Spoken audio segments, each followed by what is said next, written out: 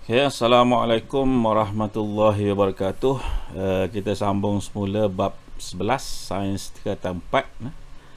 Okay, jadi kita sambung untuk bab 11 ini dengan pecutan graviti dan jatuh bebas. Jadi yang pertama kita lihat dulu mengenai pecutan graviti. Yang pertama, daya graviti bumi ialah daya tarikan oleh bumi yang bertindak ke atas sebarang jasad yang berjisim. Berjisim ni kalau kau masih ingat, definisi jisim ini adalah kuantiti jirim yang ada dalam sesuatu benda, di mana kita boleh ukur dan unitnya adalah gram atau kilogram. Dan kamu juga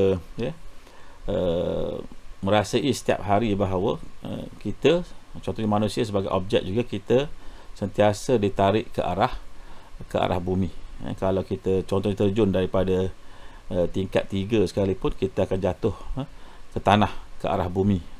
Ataupun jika kita melontarkan sesuatu, dia akan jatuh ke bumi. Ataupun jika kita melompat, kita juga akan jatuh ke bumi. Jadi itu yang menunjukkan adanya daya tarikan graviti bumi ini. Jadi unit SI, Standard International Unit, bagi daya graviti bumi ialah Newton. Dalam ditulis sebagai N besar lah, ini ringkasan dia, unit dia N besar, Newton. Jadi bila kita bercakap dengan daya akan menggunakan unit Newton ini. Yang ketiga, berat, W untuk weight. Sesuatu jasad yang berjisim ialah daya tarikan graviti oleh bumi yang bertindak ke atas jasad itu. Contoh diberikan berat burit dalam rajah 11.18 ini ialah daya tarikan graviti bumi oleh bumi yang bertindak ke atasnya, manakala arah daya graviti bumi adalah menuju ke pusat bumi. Jadi punca tarikan graviti bumi adalah pada pusat bumi ini. Sebab itu kita akan sentiasa jatuh ke bumi. Yang kelima, pecutan graviti G ialah pecutan sesuatu objek yang disebabkan oleh tarikan daya graviti bumi ke atas objek tersebut. Dan unit SI, Standard International Unit, bagi pecutan graviti ialah meter per saat kuasa negatif 2. Yang ketujuh, graviti akan sentiasa menarik objek ke pusat bumi dan menyebabkan objek mengalami pecutan graviti G pada kadar 9.8 meter per saat kuasa negatif 2 dan juga 10 meter per saat kuasa negatif 2. Jadi ini merupakan pecutan graviti bumi. Biasanya dalam pengiraan kita akan gunakan 10 meter per saat inilah. Sekarang kita tengok eksperimen 11.1 yang ada dalam buku teks kamu untuk menganggar nilai pecutan graviti. Jadi pernyataan masalah, adakah nilai G, graviti, yang diperoleh dengan menggunakan jangka masa detik kurang daripada nilai sebenar G tersebut. Jadi kita nak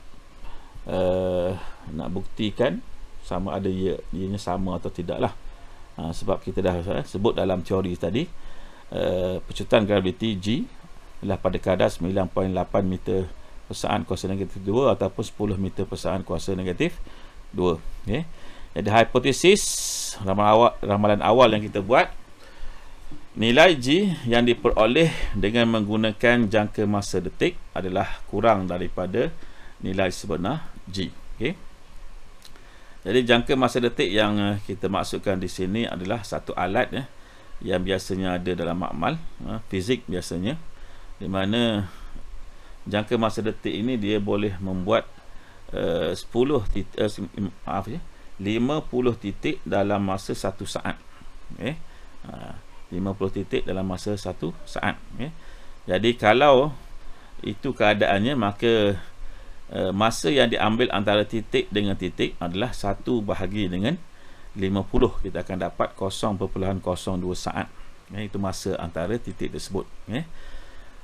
Pemboleh ubah yang dimanipulasikan adalah jisim pemberat. Bergerak balas adalah pecutan graviti G. dan yang dimalarkan jangka masa detik dengan bekalan arus ulang alik dan juga ketinggian pemberat yang dilepaskan. Okey.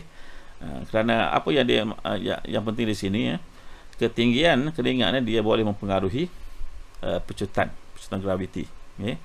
Kerana kita mengira pecutan menggunakan formula halaju akhir tolak halaju awal dibahagikan dengan masa.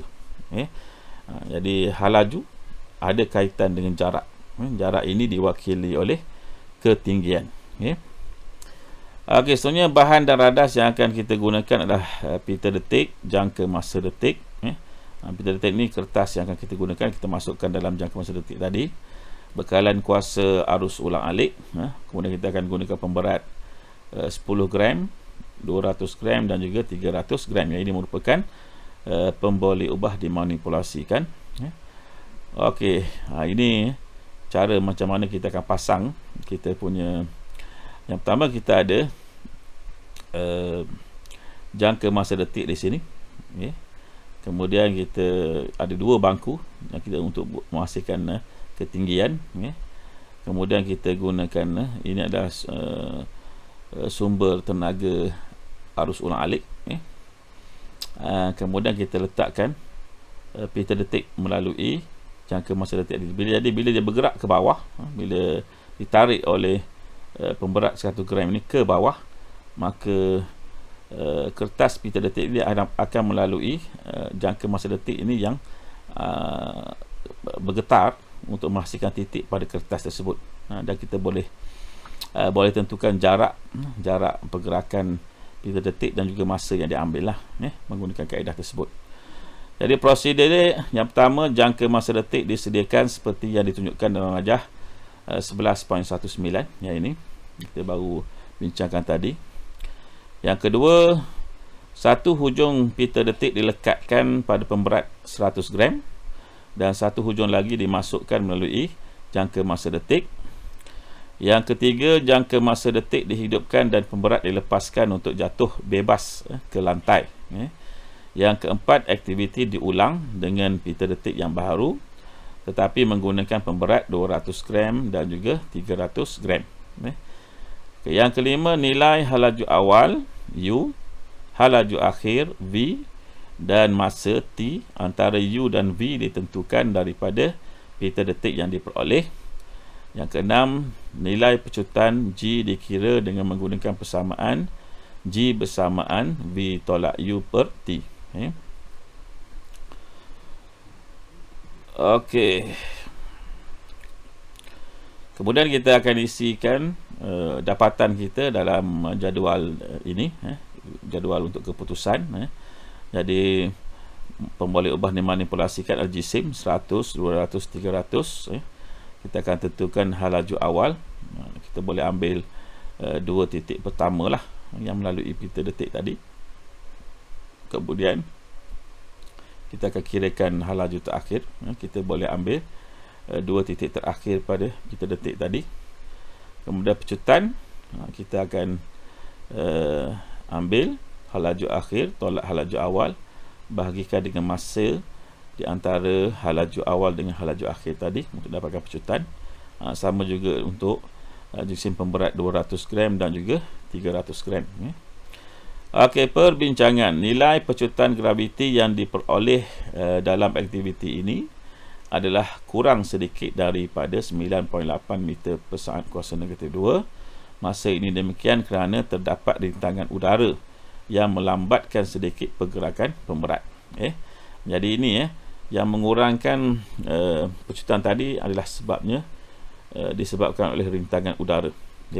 Jadi untuk mengira tarikan graviti yang sebenar, sebaik-baiknya kita adakan keadaan di mana ianya adalah vacuum, supaya tidak ada rintangan terhadap pergerakan pemberat tadi.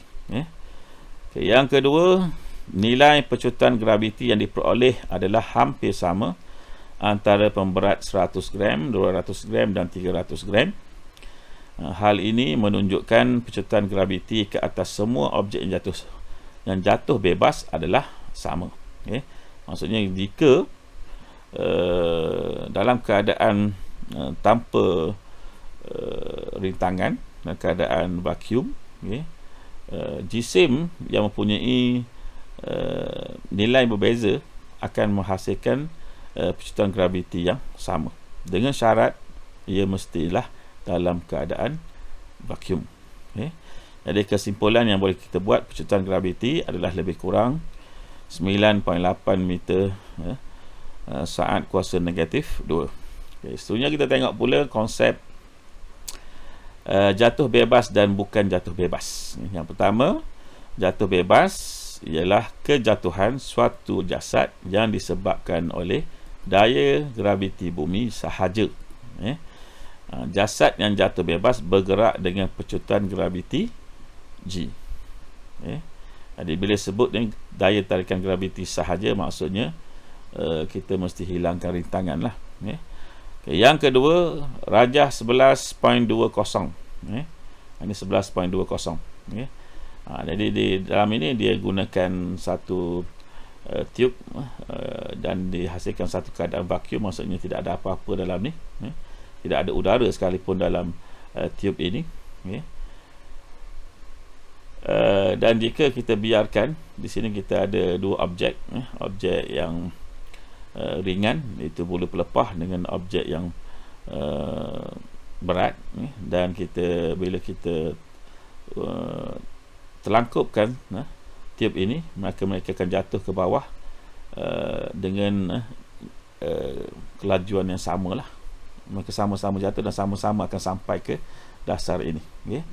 Tapi bila kita isikan dengan udara, dan kita terlangkupkan tube ini dan kita biarkan kedua objek ini jatuh, maka kita dapati objek yang lebih tumpat daripada bulu pelepah ini jatuh lebih awal, lebih cepat ke bawah. Manakala bulu pelepah ni lambat jatuh. Ini disebabkan oleh rintangan udara yang ada dalam tube tersebut. Okey, jadi rajah 11.20 menunjukkan jasad yang jatuh dalam vacuum, vacuum dalam keadaan tidak ada apa-apa, mengalami keadaan jatuh bebas kerana hanya daya graviti bumi sahaja yang bertindak ke atas jasad ini. Jasad ini bergerak dengan pecutan graviti G. Jadi sama ada 9.8 ataupun 10 meter saat kuasa negatif 2 tadilah. Okey, yang ketiga, bukan jatuh bebas ialah kejatuhan suatu jasad yang disebabkan oleh daya graviti bumi dan daya lain seperti daya geseran, daya rintangan udara atau daya rintangan air. Jasad yang bukan jatuh bebas bergerak dengan pecutan yang kurang daripada pecutan graviti G tersebut. Contoh inilah yang tunjukkan pada 11.20B ini.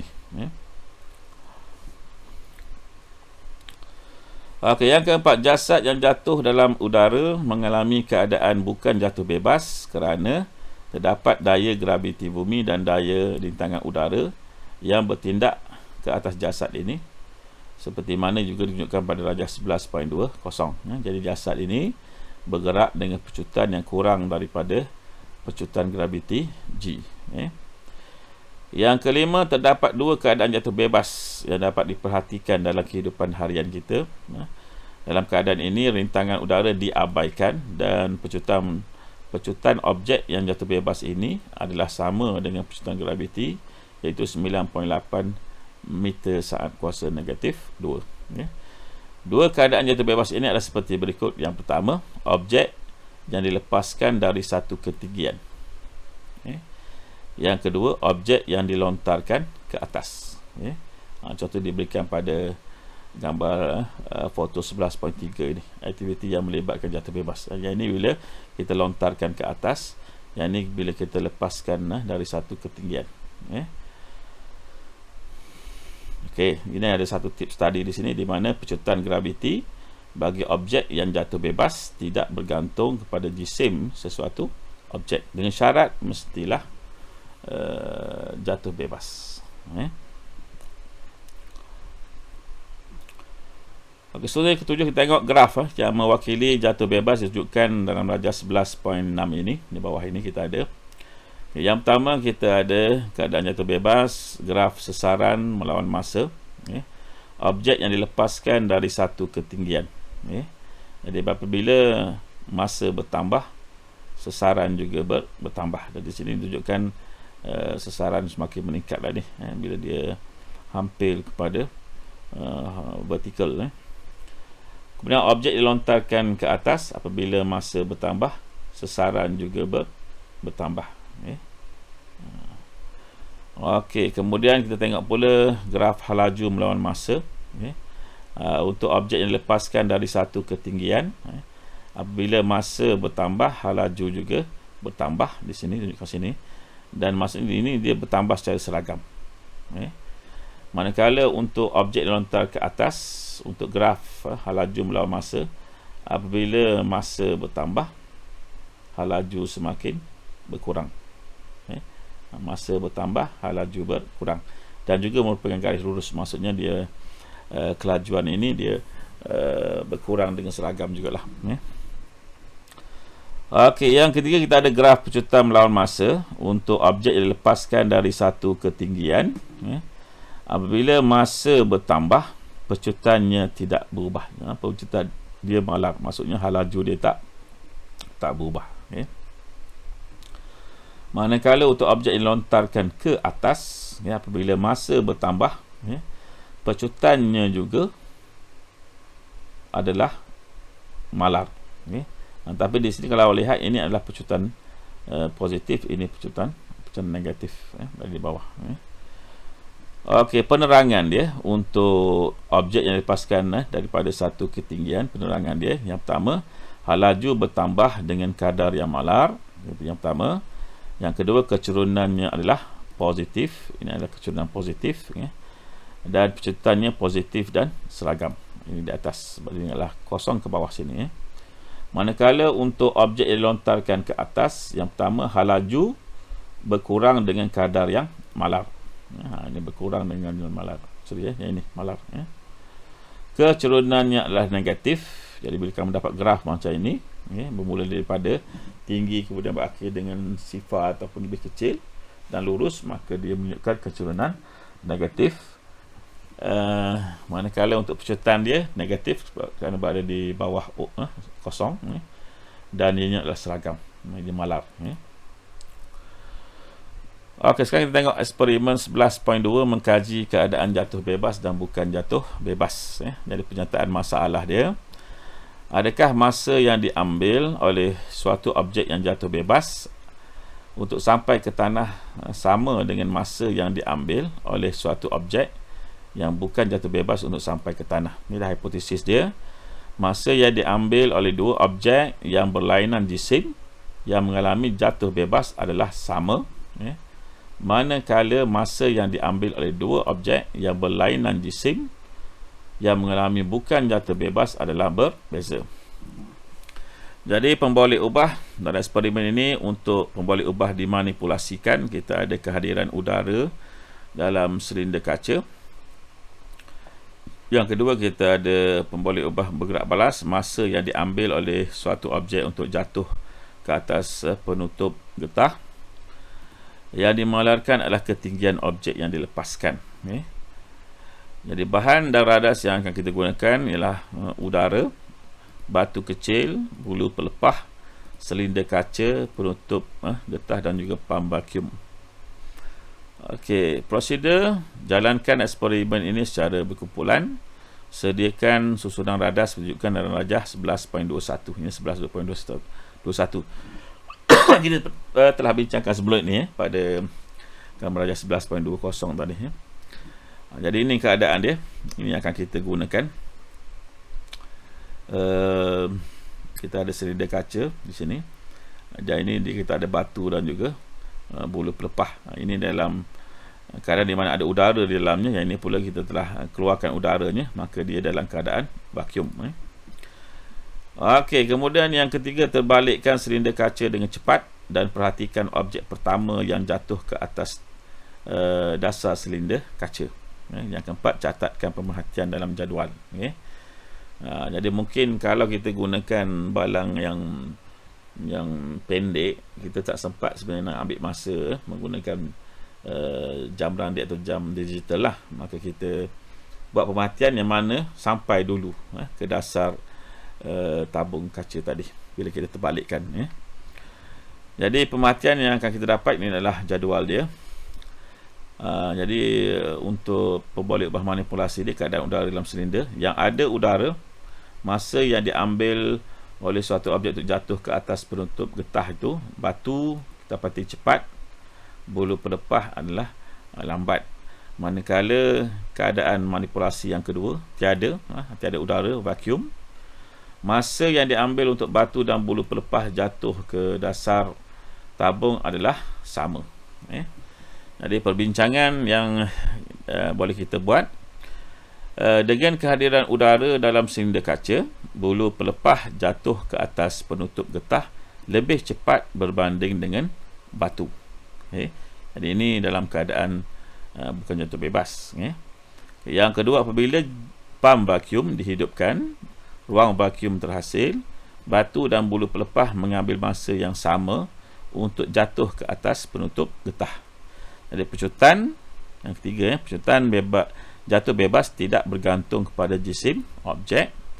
Dan yang keempat, objek yang mengalami jatuh bebas tidak dipengaruhi oleh daya lain selain daripada daya graviti. Secara kesimpulannya, kita boleh katakan dua objek yang berlainan jisim yang mengalami jatuh bebas sampai ke tanah pada masa yang sama, manakala dua objek yang berlainan jisim yang bukan mengalami jatuh bebas sampai ke tanah pada masa yang berbeza.